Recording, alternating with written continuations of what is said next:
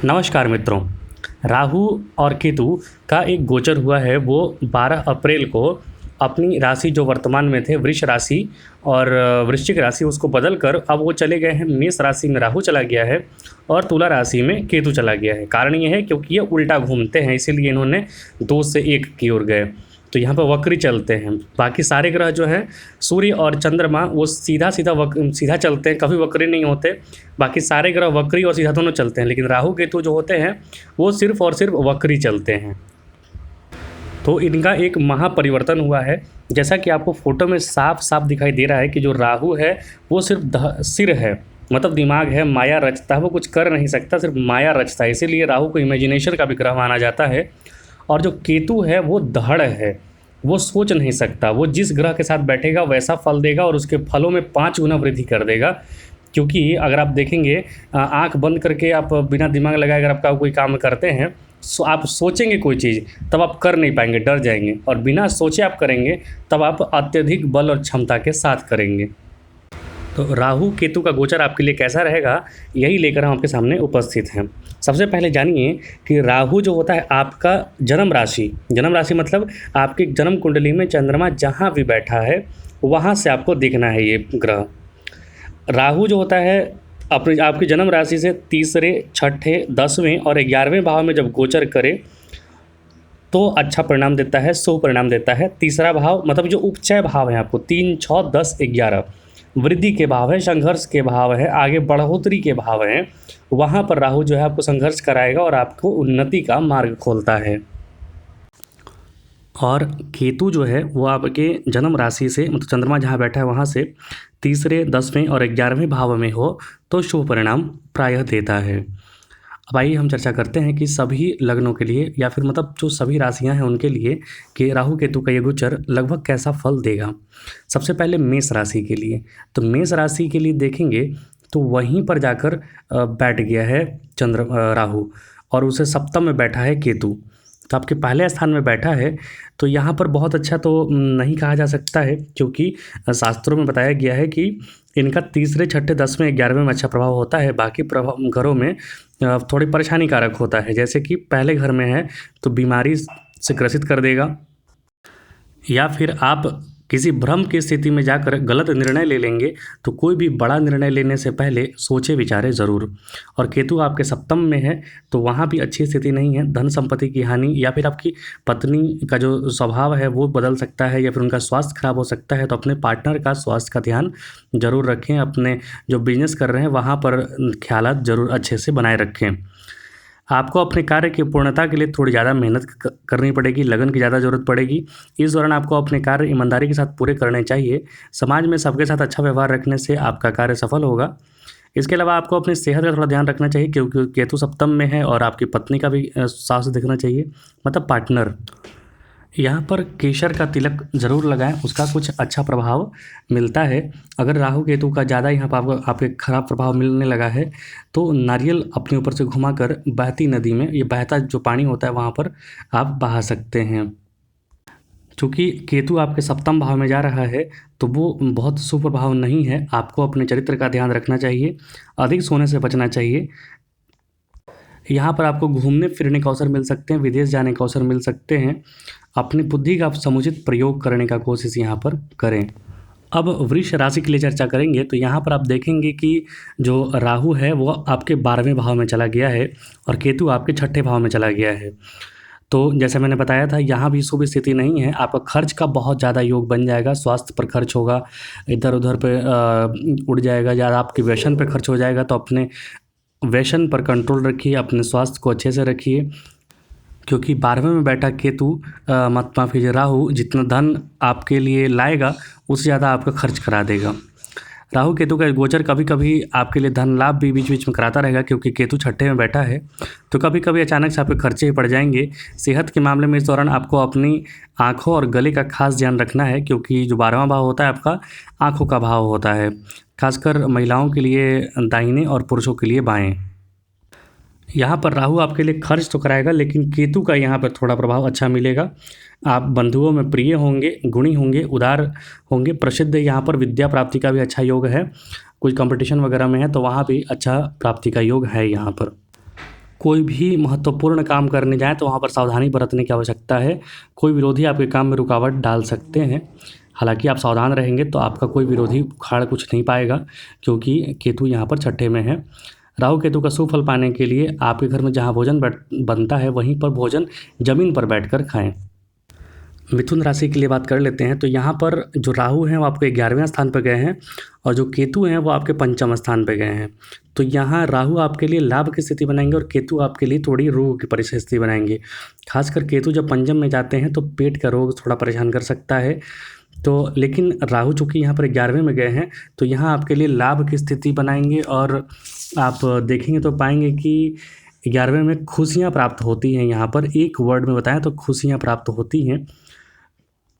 तो यहाँ पर दोनों चीज़ें होंगी। केतु जो होगा थोड़ा आपका आर्थिक हानि भी करवा सकता है, लेकिन राहु यहाँ पर 11वें में खुशियाँ आपके प्राप्त करवाएगा।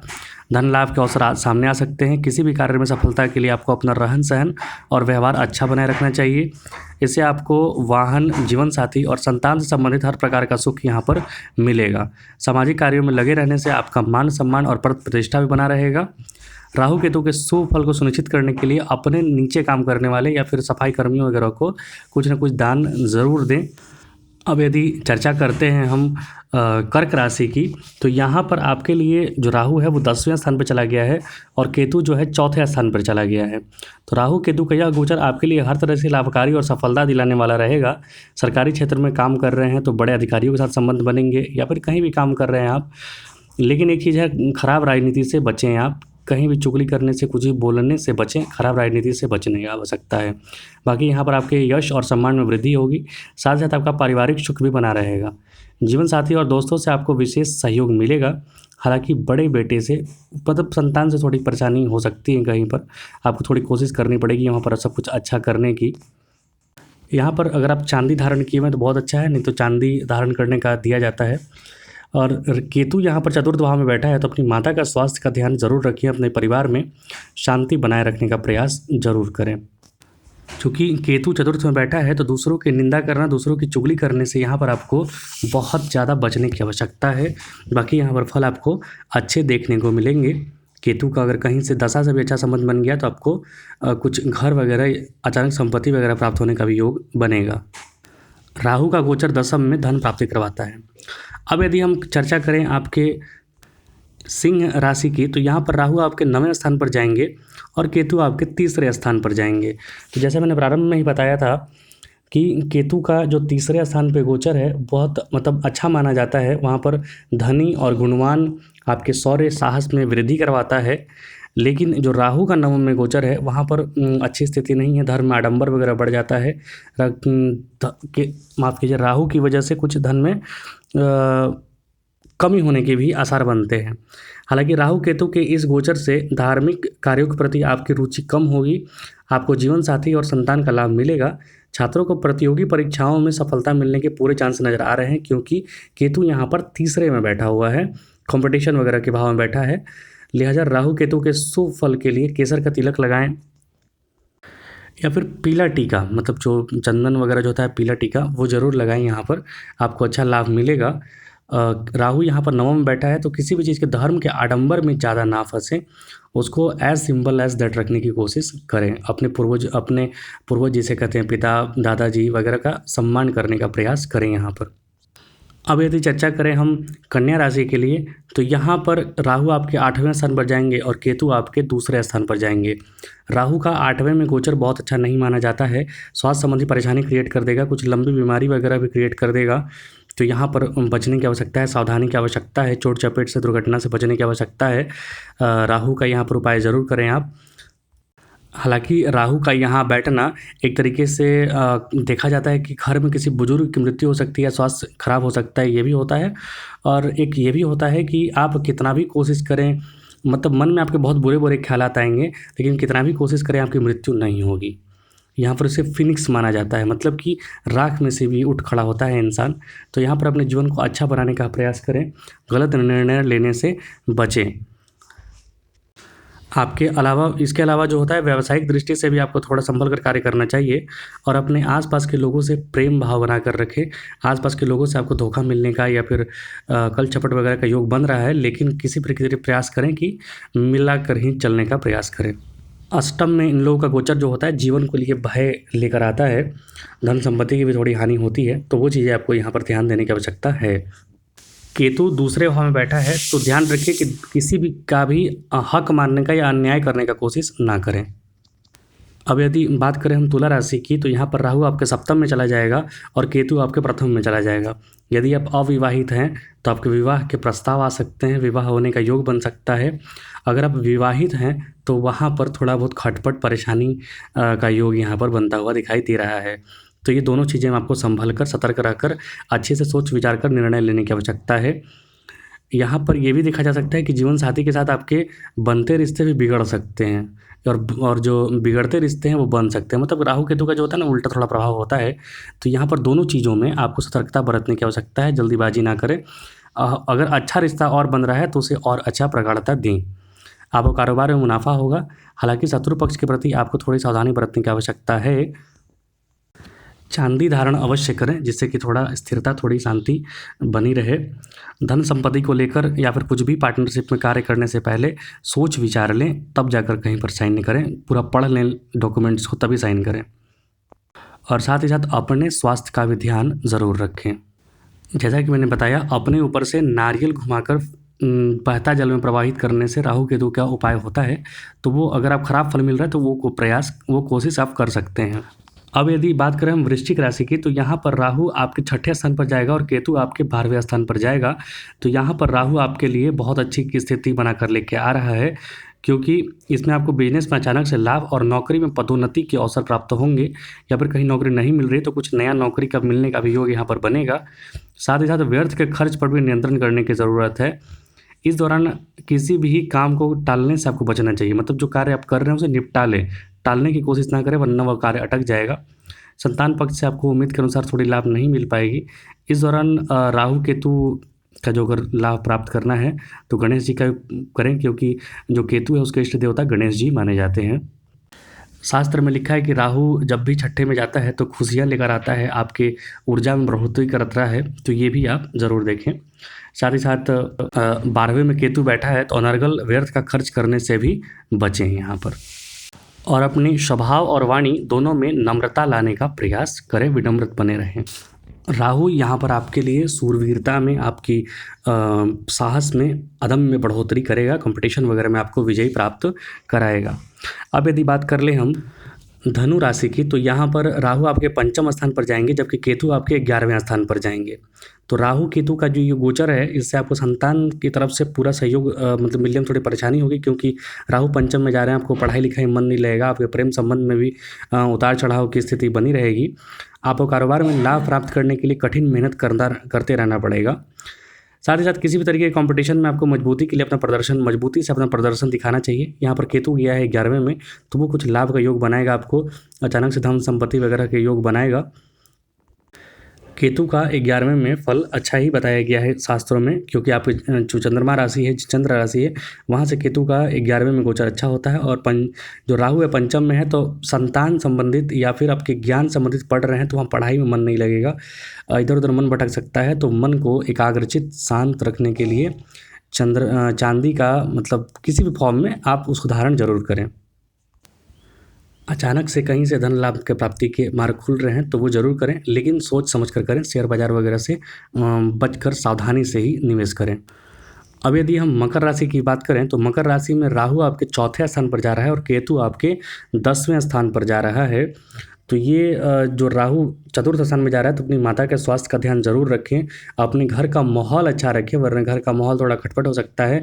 आपको अपने घर में मन नहीं लग सकता है, बाहर आप घूमने ज़्यादा कोशिश कर सकते हैं। तो ये चीज़ें आप बचा कर रखें।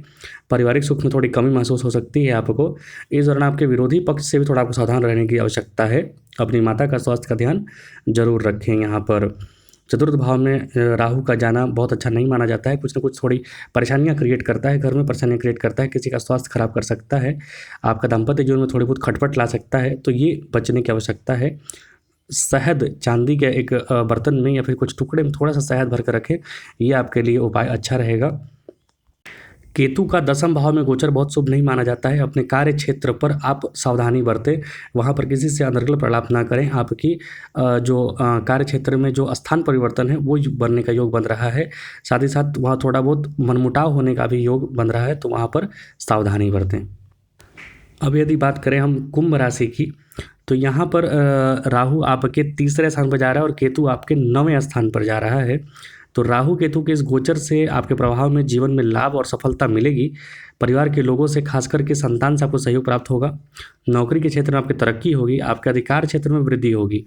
हालांकि धार्मिक कार्य के प्रति, अपने धर्म के प्रति रुचि में थोड़ी खटपट पैदा हो सकती है। आप दूसरे धर्म के प्रति ज़्यादा आपका रुझान हो सकता है, तो अपने धर्म को गाली देने से पहले, कुछ भी अनर्गल प्रलाप करने से पहले बचें, क्योंकि केतु नवम जा रहा है। दूसरे धर्म के प्रति, दूसरे भाषा के प्रति आपका रुझान दे सकता है।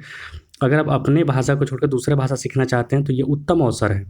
आप दूसरा किसी भी विदेशी लैंग्वेज को आप सीख सकते हैं, लेकिन विदेशी धर्म को जानने का कोशिश कर सकते हैं। धर्म को जानिए, लेकिन अपने धर्म के प्रति खराब बोलना आपके लिए भविष्य के लिए खराब हो सकता है। तो यहाँ पर सोच समझकर धार्मिक रुचि वाला धार्मिक कार्य में कमेंट करें, टिप्पणी करें सोच समझकर। साथ ही साथ देखेंगे धन संपत्ति की भी थोड़ी बहुत हानि हो सकती है, क्योंकि केतु नवम में गया है। हालांकि राहु तीसरे में जाकर भाई बहनों के लिए आपका कंपटीशन शौर्य वगैरह में बढ़ोतरी करेगा। सेवक नौकरी वगैरह प्राप्त करा सकता है राहु। यहाँ पर नवम में केतु गया है, तो क्रोधी होना और वाचाल वाली जो बहुत ज़्यादा बोलने की प्रवृत्ति है, दूसरे धर्म का प्रचार करना, अपने धर्म का बुराई करना, यहाँ पर करने से बचें। अब यदि लास्ट बात करें मीन राशि की, तो यहाँ पर राहु आपके दूसरे भाव में जा रहे हैं और केतु आपके 8वें स्थान पर जा रहे हैं। इस दौरान आपको पैसे के मामले में थोड़ा सावधानी बरतने की आवश्यकता है। अपने काम की बागडोर अपने हाथ में रखने के लिए अपने हाथ में ही रखें, ज़्यादा बेहतर रहेगा। किसी दूसरे पर ज़्यादा भरोसा ना करें। कल छपट या फिर आपके साथ धोखा होने का योग बन रहा है। यहाँ पर परिवार के मामले में किसी भी तीसरे व्यक्ति से कोई राय ना ले, मतलब अपने परिवार के मामले जो हैं खुद ही साथ बैठकर सुलझाएं, दूसरे से राय न ले, वरना आप में लड़ाई हो सकता है। साथ ही साथ घर में आए मेहमानों का आदर सत्कार करने से आपको लाभ मिलेगा।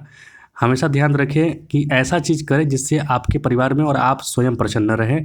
नेगेटिव फैक्टर्स की ओर ज़्यादा ध्यान न दें, नेगेटिव फैक्टर्स से बचने का प्रयास करें। यहाँ पर अपने स्वास्थ्य का, अपने जीवन का ज़रूर ध्यान रखें। हालांकि एक चीज़ यह भी है कि अगर कहीं पर आप निवेश करके रखे हैं तो कुछ अचानक धन संपत्ति प्राप्त होने के भी अवसर यहाँ पर बनेंगे। ये राहु और केतु का मैंने एक संक्षिप्त चर्चा की है कि वो आपके गोचर में इस दौरान, मतलब 1.5 साल के दौरान क्या फल देंगे। इसमें अगर आपको खराब फल कुछ मिल रहा है तो यहाँ पर एक और उपाय होता है, साबुत दाना, मतलब खड़ा दाना जो धनिया होता है उसका भी आप दान कर सकते हैं, या फिर नदी में प्रवाहित अपने पर से घुमाकर कर सकते हैं। आपको अच्छे प्रभाव देखने को मिलेंगे। साथ ही साथ आपका जो कुंडली है उसमें दशा कैसा चल रहा है उस पर भी कुछ डिपेंड यहाँ पर देखने को मिल सकता है फल। आपको कुछ और पूछना है तो आप कमेंट बॉक्स में लिख सकते हैं, हम पूरा प्रयास करेंगे उसको बताने का।